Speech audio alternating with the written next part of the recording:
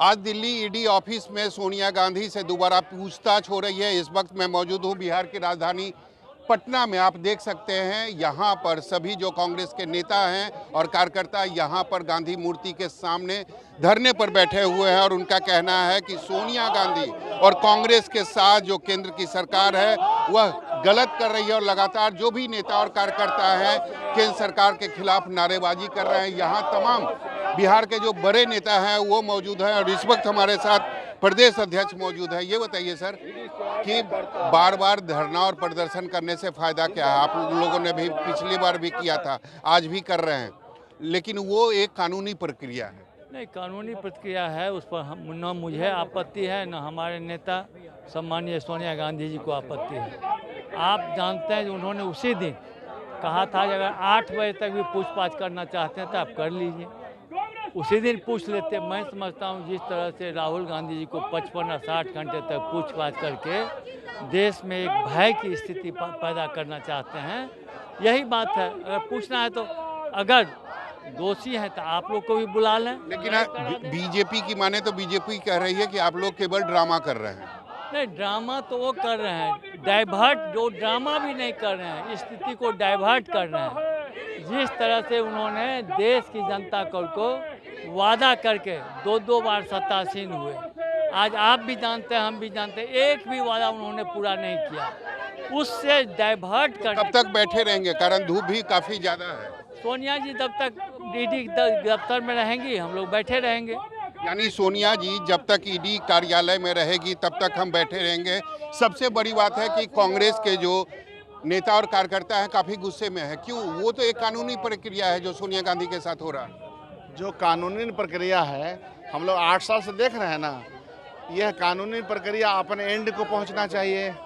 इसके पहले भी ईडी ने पूछताछ की, देश के बहुत सारे नेताओं से पूछताछ की।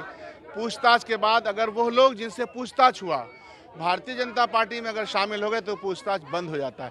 इसलिए इस डिज़ाइन को हम लोग समझते हैं। सवाल ईडी के दुरुपयोग का की मिसालें हैं कि आप ईडी भेज करके डराते हैं कि मेरे पक्ष में आ जाओ। कांग्रेस पार्टी तो भारतीय जनता पार्टी के या कांग्रेस का कोई नेतृत्व भारतीय जनता पार्टी के पक्ष में नहीं जाएगा। कांग्रेस के नेतृत्व को, शीर्ष नेतृत्व को जो करना है करो ना भाई, इसमें क्या शक है। तो आप प्रताड़ना की पॉलिटिक्स करते हैं, प्रेशर की पॉलिटिक्स करते हैं ताकि मनोबल टूट जाए और उस मनोबल टूटेगा मनोबल? नहीं, वो कभी नहीं टूटेगा। वो कभी नहीं टूटेगा। हमारे साथ कांग्रेस के वरिष्ठ नेता भी हैं। सर ये बताइए फायदा क्या है? कारण आप लोग बार बार प्रदर्शन करते हैं, लेकिन वो जो अगर बीजेपी की बात करें तो बीजेपी कहती है कि आप लोग केवल और केवल ड्रामा कर रहे हैं। भारतीय जनतंत्र आज़ादी से जुड़ा हुआ ये प्रश्न है। आप अंग्रेजों के ज़माने में भी लोग खाते थे और हिंदुस्तान सोने की चिड़िया थी, आज भी चिड़िया है, लेकिन उस समय राजा जमींदारों के पास संपत्ति थी। आज मोदी जी ने सारी संपत्ति 2 को दे दिया है, 60%, रेस्ट में देश है और उसके खिलाफ लड़ने वाला केवल एक आदमी है, वो राहुल गांधी है और सोनिया गांधी कांग्रेस की अध्यक्ष है। तो वो डराना चाहती हैं ये कह के कि इसको भी हम कर सकते हैं, दूसरा कोई बोल नहीं सकता। तो विपक्ष को मारना, आज बड़े गर्व से कहते हैं कि एक चाय बेचने वाला देश का प्रधानमंत्री बन गया, ये कांग्रेस की देन थी, ये आज़ादी की देन थी। आज उसी जनतंत्र को ये अपनी जेब में रखना चाहते हैं। कांग्रेस झुकेगी?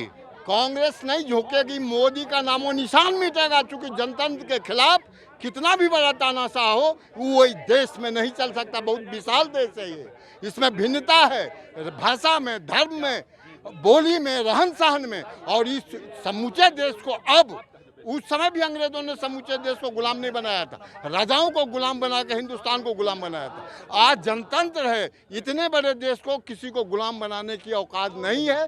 सोनिया गांधी के साथ जो अन्याय हो रहा है, हम लोग ये शुरुआत है, अंतिम तक यह लड़ाई ले जाएंगे। हम लोग अंतिम तक यह लड़ाई लड़ेंगे सोनिया गांधी के और राहुल गांधी के साथ जो अन्याय हो रहा है।